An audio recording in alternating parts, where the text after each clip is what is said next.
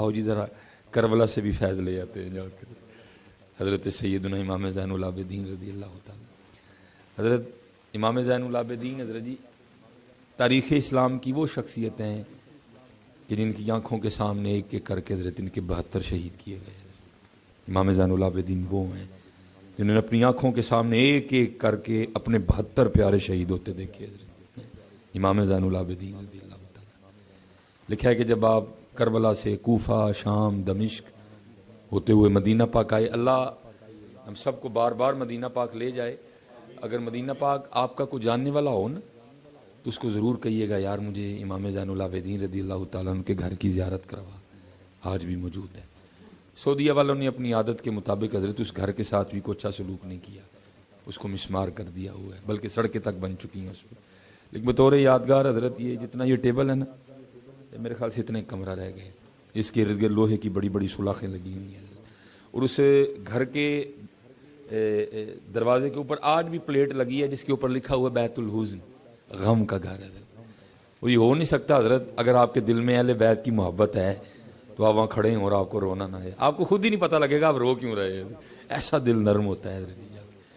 تاریخ نے لکھا ہے کہ امام زین العابدین رضی اللہ تعالیٰ عنہ اسی گھر میں تھے کہ یزیدی سپاہیوں میں سے ایک سپاہی آیا اور اس نے آ کے نا امام زین العابدین سے پناہ مانگی، جس پر یزید خفا ہوا تھا کسی بات پہ. امام صاحب نے اس کو پناہ دی، 3 دن 3 راتیں رکھا. وہ لکھا جب جانے لگا تو امام صاحب نے اس کو کثیر رقم بھی عطا فرمائی. تاریخ کہتی ہے وہ یزیدی سپاہی تھوڑا سا آگے جا کے واپس آیا اور آ کے نا امام کی بارگاہ میں عرض کرتا ہے حضرت لگتا ہے آپ نے مجھے پہچانا نہیں. آپ نے فرمایا تیرے دل میں یہ خیال کیوں آیا؟ اور کرتا ہے حضرت اگر پہچان لیتے تو اپنے والد، اپنے بھائیوں اور اپنے جانثاروں کے قاتل کو گھر تو نہ رکھتے اور جاتے اتنا مال تو نہ دیتے ہیں. نہیں پہچانا اسی لیے تو رکھا ہے نا. آپ نے آگے سے جواب نہیں ارشاد، آپ نے فرمایا سن لو، جب تو نے میرے بابا حضرت سیدنا امام حسین رضی اللہ تعالیٰ عنہ پہ تلوار کا پہلا وار کیا تھا میں تو تب کا تجھے پہچانتا ہوں. فرق صرف اتنا ہے وہ تیرا کردار تھا، یہ میرا کردار ہے. اللہ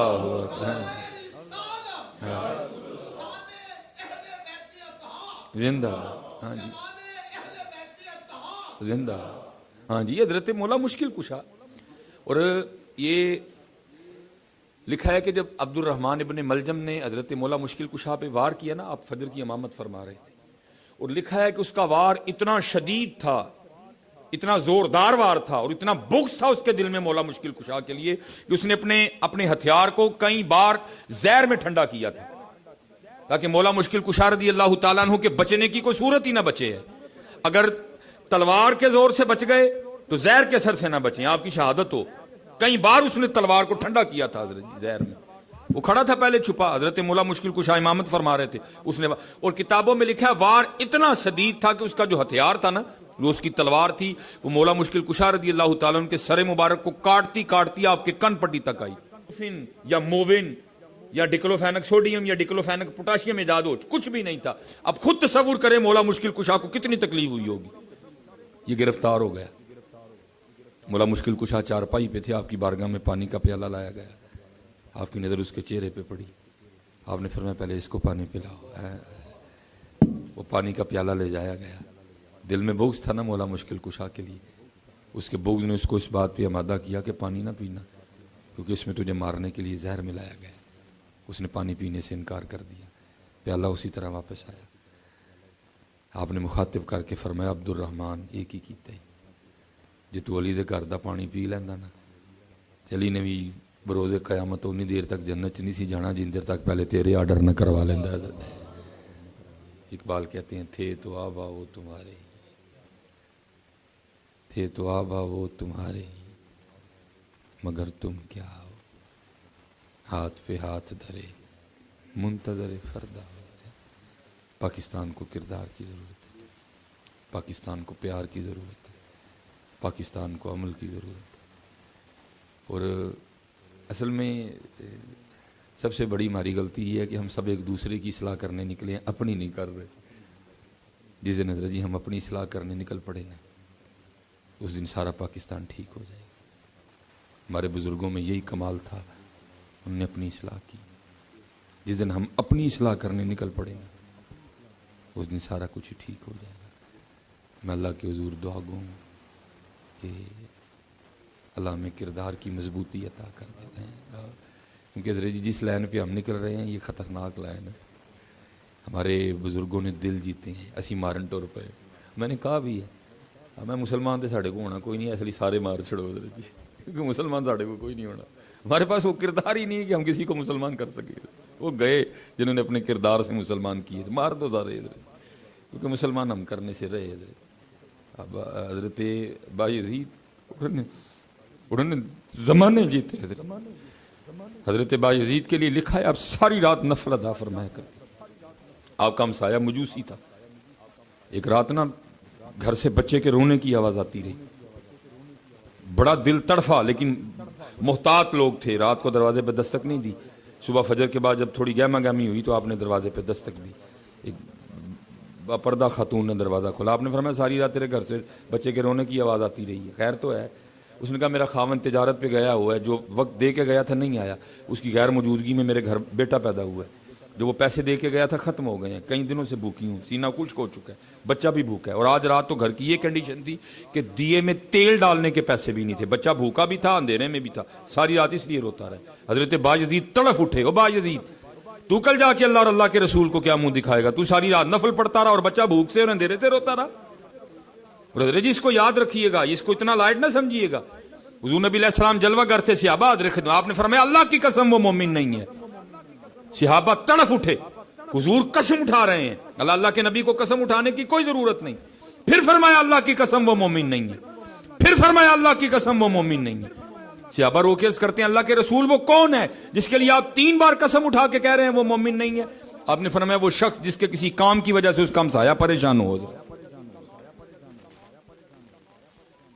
آپ اسی وقت بازار گئے، سودا سلف خریدا، لا کے اس کو دیا، فرمایا میں بھی دھیان رکھوں گا، تجھے ضرورت ہو تو بھی پیغام بھیج دینا. خامد واپس آیا، ظاہر اس کو پتا تھا میں لیٹ ہوں. اس نے آتے سب سے پہلا سوال یہ کیا کہ پریشانی تو نہیں ہوئی؟ اس نے کہا بس 1 دن اور 1 رات ہوئی، پھر نہیں ہوئی. اس نے کہا 1 دن اور 1 رات ہوئی، پھر کیوں نہیں ہوئی؟ اس نے ساری بات بتائی. اب وہ کہتا ہے اب چلو میرا بھی حق بنتا ہے کہ میں حضرت بایزید کا شکریہ ادا کروں. اس نے آ کے دروازے پہ دستک دی، حضرت نے دروازہ کھولا، جی میں آپ کا ہمسایہ ہوں، وہ آپ نے میری غیر موجودگی میں بڑی شفقت فرمائی، میرا شکریہ قبول کریں. اب آگے سے اس کو کہتے ہیں شکریہ چھوڑ، یہ بتا وہ جو بچہ ساری رات روتا رہا اس پہ تو نے مجھے معاف کر دیا؟ وہ آگے سے عرض کرتا ہے حضرت آپ کیسی بات کر رہے ہیں؟ آپ نے فرمایا ہاں، جن سے ہم نے دین پڑھا انہوں نے جن سے پڑھا ان کو صحابہ کہتے ہیں. اور صحابہ کہتے ہیں حضور نبی علیہ السلام ہمسائے کے لیے اتنی تاکید فرمایا کرتے تھے، ہمیں گمان ہو گیا تھا کہ حضور نبی علیہ السلام ہمسائے کو وراثت میں شریک نہ کر دیں. وہ بایزید ساری رات نفلیں پڑے اور چھوٹا سا بچہ ساری رات بھوک اور اندھیرے سے روتا رہا.